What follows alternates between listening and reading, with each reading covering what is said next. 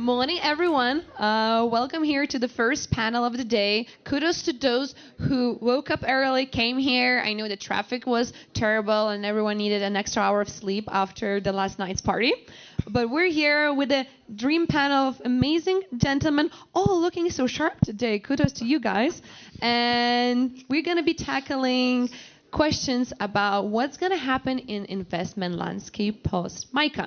So let me introduce myself. I'm Laura Cornelia Medinova. I am Chief Ecosystem Officer at Gate.io, one of the leading exchanges in crypto space, and today I'm going to be your host. But let's maybe start by allowing these fine gentlemen to introduce themselves so we can know why the hell we should listen. Who's going to start? Hey, I'm Sonny Wolfson. I'm one of the founders of JPool, one of the top liquid staking pools on Solana. We've been around for some 4.5 years, and yeah, we're pretty deep in DeFi. Hello, everyone. My name is Juan Ibanez. I'm the Chief of Staff of Exponential Science and also General Secretary at the MiCA Crypto Alliance, so that's the most relevant initiative today. We're a research and education institution, and the Alliance is an initiative to bring exchanges, CASPs, layer 1s, layer 2s in complying with MiCA. Not with the licensing part that everybody knows how to do, apparently, but with the MiCA white papers and sustainability indicators, which are some requirements not everybody has heard about. Hey, I'm Alex Ray. I'm co-founder of JPool, co-founder of Albus Protocol. JPool is liquid staking. Albus Protocol is digital identity and on-chain KYC provider. And I hope to hear today some insights from that amazing people and share my knowledge about that landscape and how it will change. Hello, my name is Dima Budorin. So answering your question, why people should listen to me, because sometimes I'm making jokes, so don't miss them. Yeah, my name is Dima. I'm CEO and co-founder of Hacking, a cybersecurity company, which we also do DORA compliant. We help DORA compliance to our customers, which is essential part of MiCA. One of the best auditing company in the industry, so forgot to say. How much commission are you getting? For now, nothing, but I hope. So, Konstantin Kogan, I'm a partner in TDVC and CEO of TDX. So as a TradeOut group, we have several business lines. One is an incubator. We have venture, market making, prop trading, and building the AI-powered wealth management. So happy to talk about this and partner with anyone who's into DeFi. Awesome. Any chance another microphone is working? No? Okay, we'll have to share too. So let's start things with something easy for those who haven't had coffee so they could wake up. So, I mean, I'm all pro regulations. We need to have more sustainable ways how businesses are grown to be able to protect consumers as well. But could this over-regulation brought by MiCA hold back some of the innovation in AU because it's expensive to get lawyers, it's time-consuming, and sometimes founders want to prioritize innovation rather than being all the nitty-gritty details when it comes to compliance. So what can regulators do to get that balance right in the upcoming crypto race? Why don't I start with Juan? All right.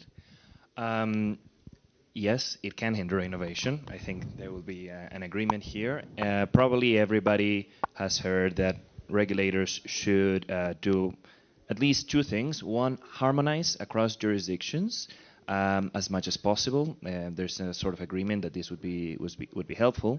The other, and one of the main problems probably with MiCA implementation has to do with proportionality.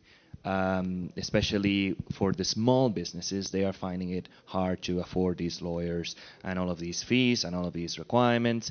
This is not as much a problem for companies, like Circle. So that is a problem there. There is a best efforts clause in some MiCA requirements, but that's not enough. The one thing I would like to add to that would be something maybe we can call like firmness.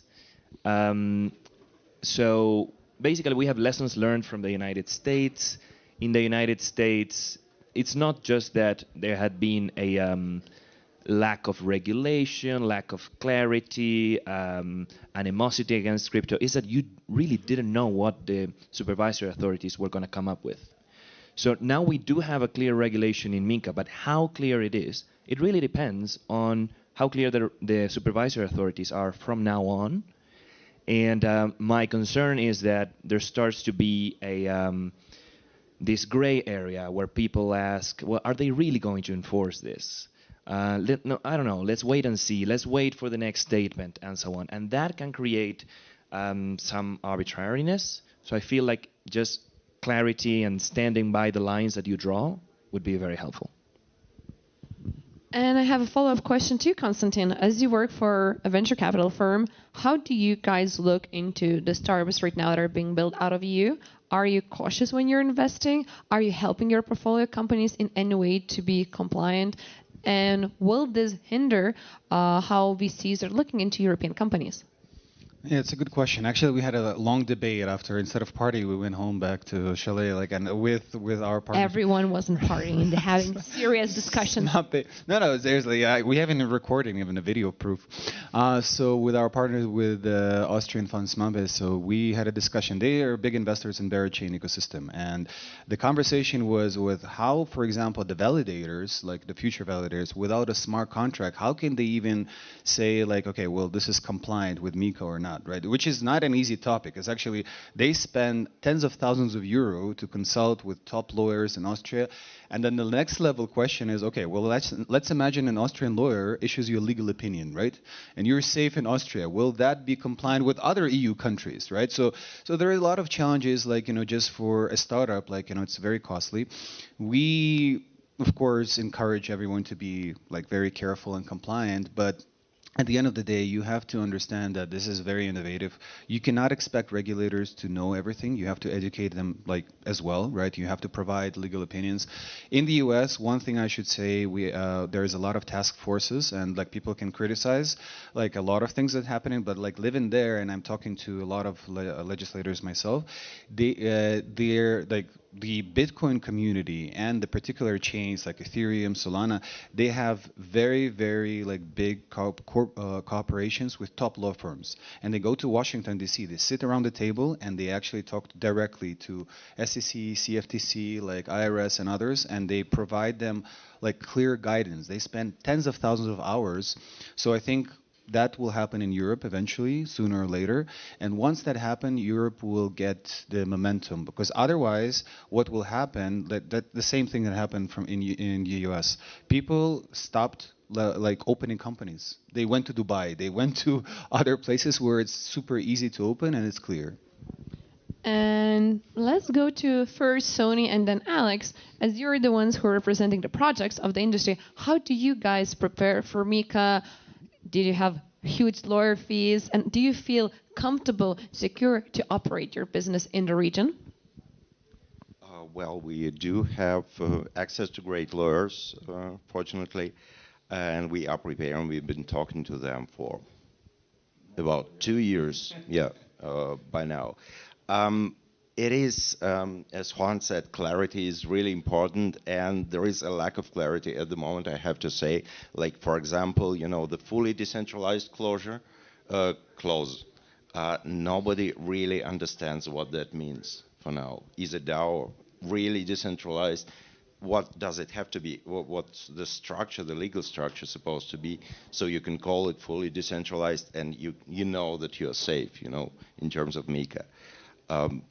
Pretty much it, but for our own purposes, we are preparing, and the Albus protocol, the second project that Alex is in charge with, was actually the concept was born out of the expectation that we had for MiCA, and it utilizes what we see as a perfect golden middle between the regulators getting what they want and the users getting the privacy and protection of their personal data that they can expect through the utilization of zero-knowledge proofs.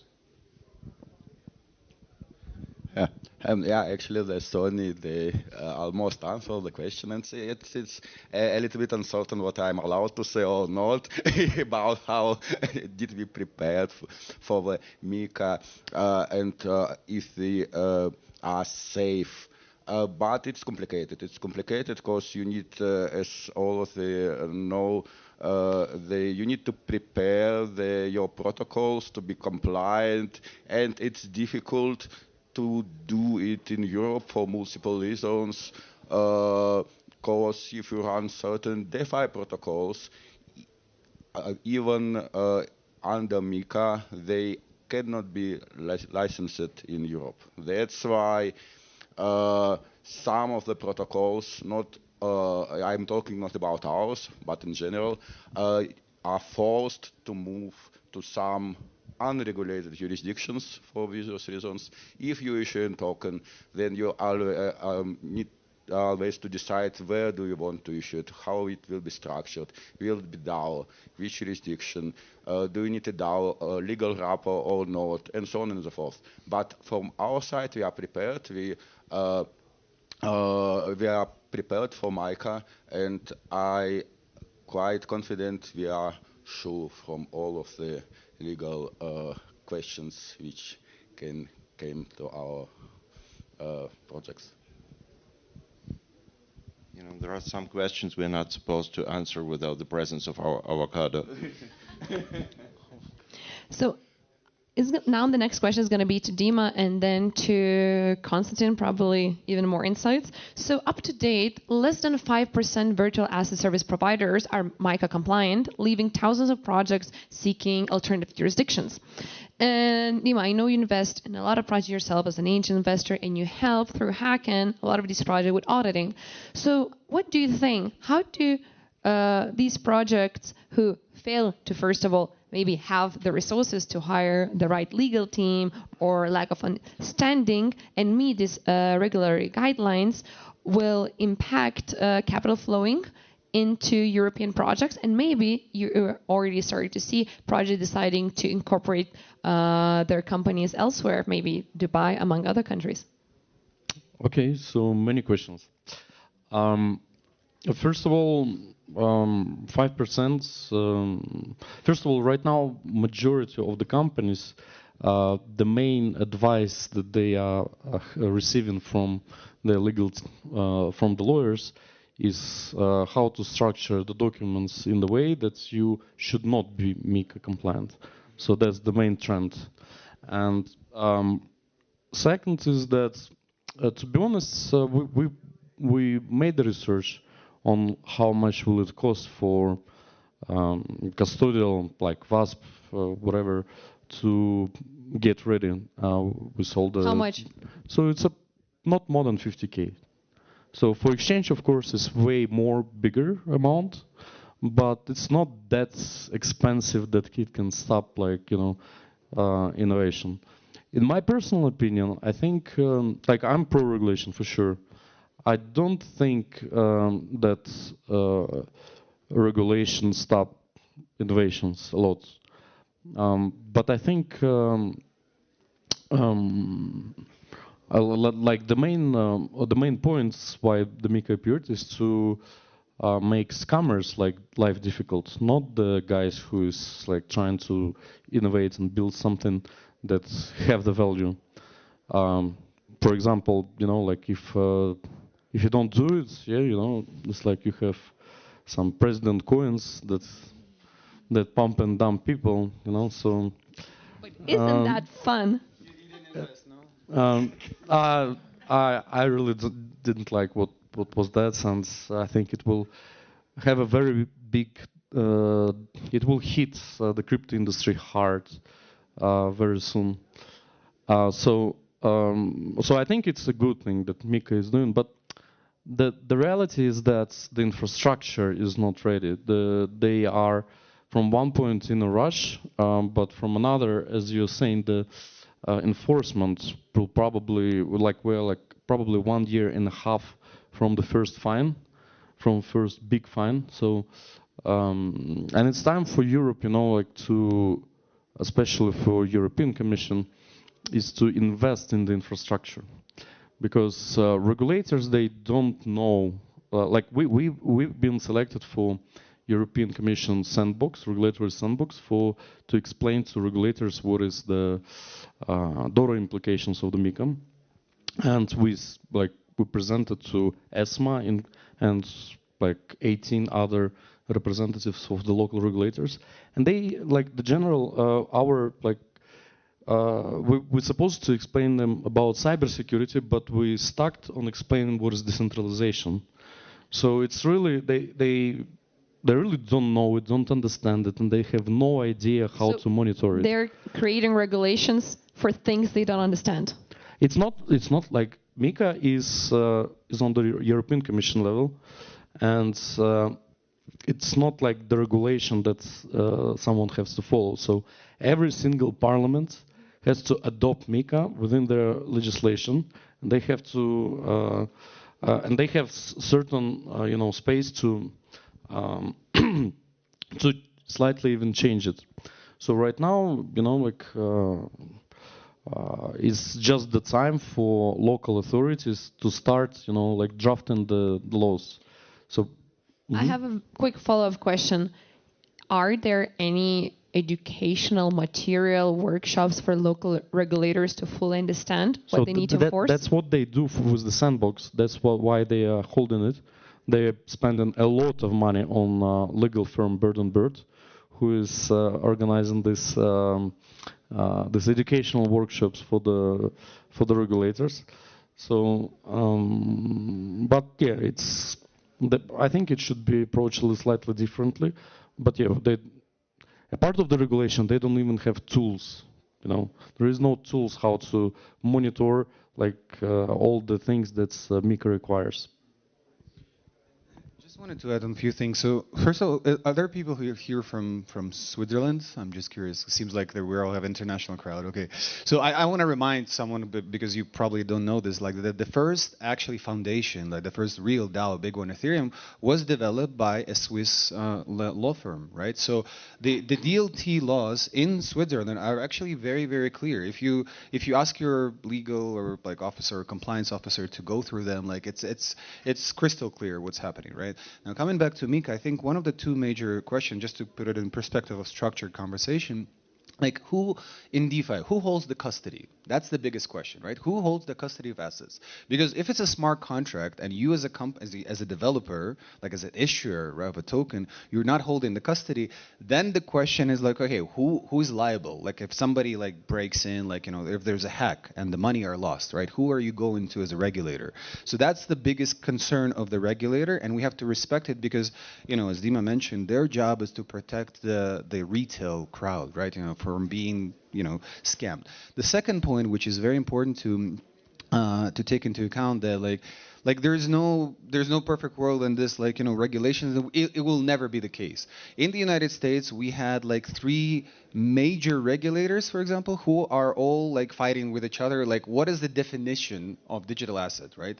One is thinking as property, another is thinking as a commodity, and the third is a security, right? So there's already a mismatch of expectations. What is the initial approach to this? Let alone with the regulations. And what would happen if you saw the Uniswap case? It's actually, I highly recommend you to read the Uniswap case, why SEC actually started to go after them, right? Even though it was crystal clear that they are decentralized, but they did everything possible, paid all the best lawyers in every single jurisdiction they can, and they still went after them. So that's not a guarantee that if you're MiCA compliant, that, let's say, Germany will not go after you. What is important that you as a company, as a foundation, for example, right, so that you will be prepared to have a legal opinion that will protect you at the first level, and then that the custody of assets are not held into in a smart contract that you control as a developer. I think those are the first levels, and then there are much more in cybersecurity and other things. I want to continue on that and ask a question for Juan. So microregulation right now focuses, as Konstantin said, mostly on VAPs, and they're excluding decentralized services like lending borrowing protocols, automated market makers, or token-based DAOs. So can this regulatory gap spark a fresh investment into DeFi platforms? And how do you think you would handle DeFi regulations in the future? Will Uniswap be regulated in the end? I would recommend not really regulating it. I would just take advantage of the regulatory gap and leave it as it is. What I think is going to happen is that the regulators, the supervisory authorities, like this is our experience also speaking with regulators in the UK. They come to us, we're a science organization, so the relationship with us is a bit less rival. So they come with questions like they say, you are academics. We know that lots of organizations passing as decentralized are not decentralized, but we can't explain how this works. So it's just like our hunch. And honestly, their hunch is correct. It's just that you need to separate the wheat from the chaff.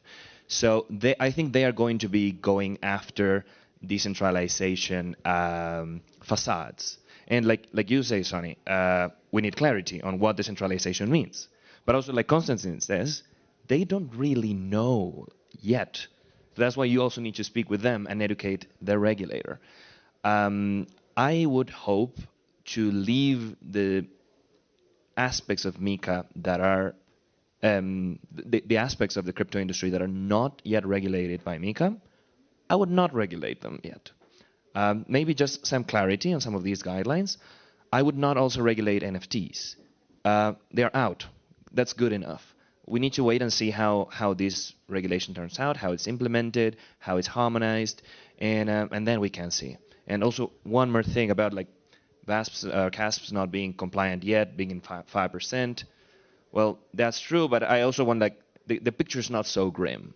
They're not compliant yet because they don't have to be compliant in a way because there's a grandfathering period. So this number is going to go up.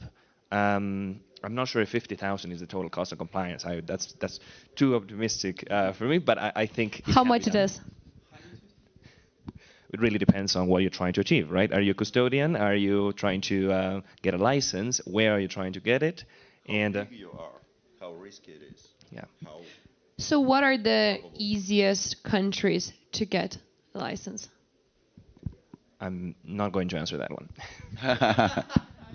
Yeah, actually, the funny thing about Switzerland and regulations, the Switzerland has really clear regulations since years, and they decided not to align with regulations to MiCA. That means, and the easiest way, it depends what they want to achieve, but Switzerland or Liechtenstein. Why is that? Why Switzerland is not aligning the regulations to MiCA, and what are the differences? After Alex, Konstantin, I want to get your take on this. Of course, they have the really clear and working regulations since years. They know how to deal with them. Swiss regulators understand what they are doing. They are really good educated, and they don't want to align to the new regulatory framework, which was just signed and forced to be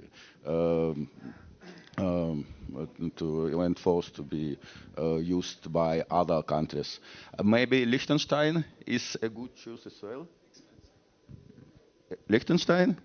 It's same cost as in Switzerland, more or less. I know that.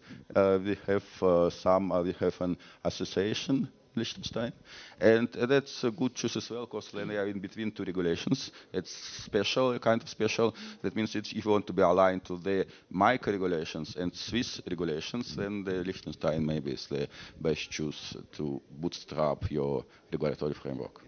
Yes. So Konstantin, then Sony, and then Dima. Okay. We have a queue. Can we talk like real? Like, I just want to make it fun. I mean, I know it's recorded, but like, yeah, 90% of the companies that are applying, like, most of them are registered in Cayman, BVI, Seychelles, and Dubai. Okay, there is a reason for that. Why? Because the regulators allow, first of all, taxes. Let's be clear. Like, if we're talking about your EU, let's remember just for a second why Brexit happened. It didn't happen because of the nationality, because of the taxes and because of the money laundering, because of the OFAC regulations, etc. So you have to be very clear where this leading. The same reason why Switzerland don't want to be, because they're smart. They understand there should be some exemptions. Why Gibraltar has their own like incredible regulations. By the way, I implore anyone who's doing a gambling business, like just Curacao and Gibraltar are one of the best like licenses you can have. So there is a reason why specific business lines are protected by those jurisdictions, and they will be protected. Number two, the cost. Of course, so far the cheapest actually is Estonia, Lithuania, right?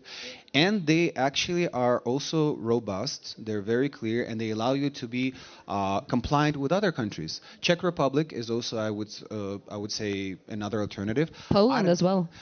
Poland, no. Poland is Not anymore? very strict. It's not anymore. No, like it's becoming more and more like regulated and more complex. Out of EU is Georgia. Actually, I was very surprised. I did a lot of research on Georgia recently. They have incredible like system and licenses that are $2,000 to $5,000, which is very affordable for a startup, right? If you're talking about Liechtenstein, unfortunately, it's tens of thousands of dollars, right? This is number one. Then you have to also employ a compliant officer, which is typically 6 digits, a good compliance officer, and they always have to update it, right? Because if you stop updating it, you can people can say, oh, well, you're no longer like allowed to have this license. That is also a question that nobody talks about.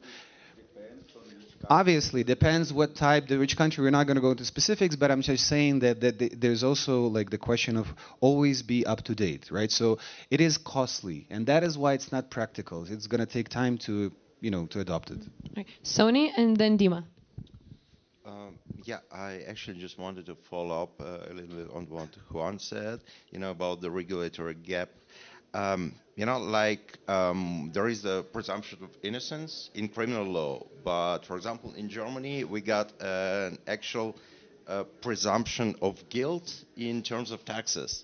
So if the Finanzamt thinks they owe you owe them something, you didn't pay your taxes in full, you need to prove you did. And that is like official, that is the law.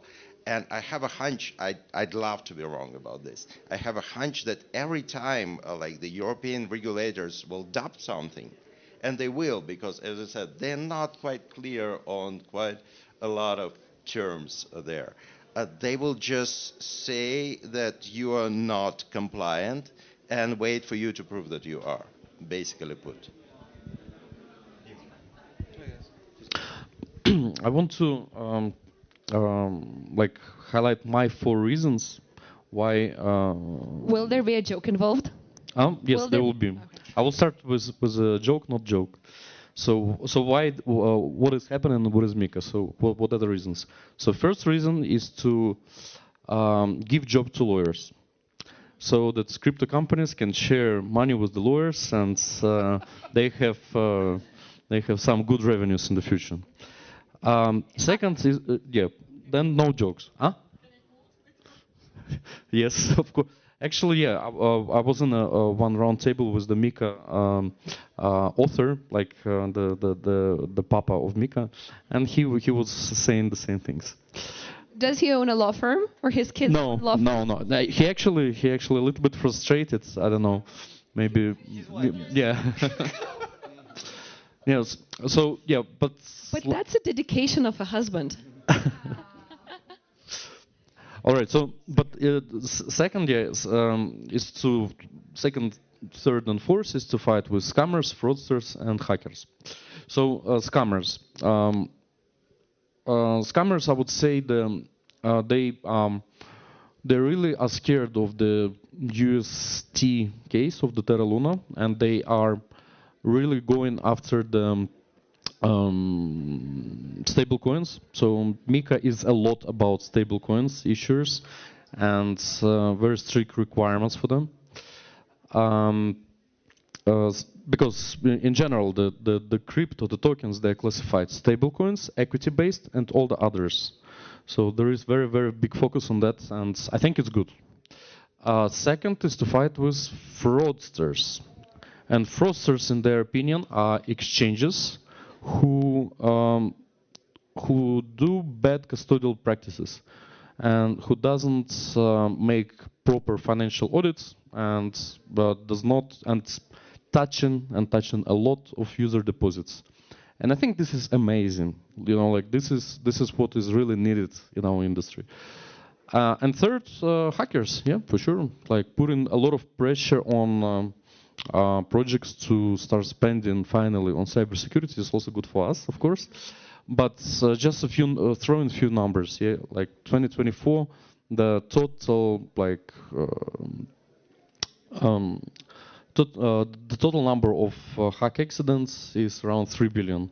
Like previously it was 6 billion, but like let's say 2024, the total spent on cybersecurity in 2024, according to our calculation, is half of the billion. So you know, like if they at least like double this number, the first number like would be way less. So yep.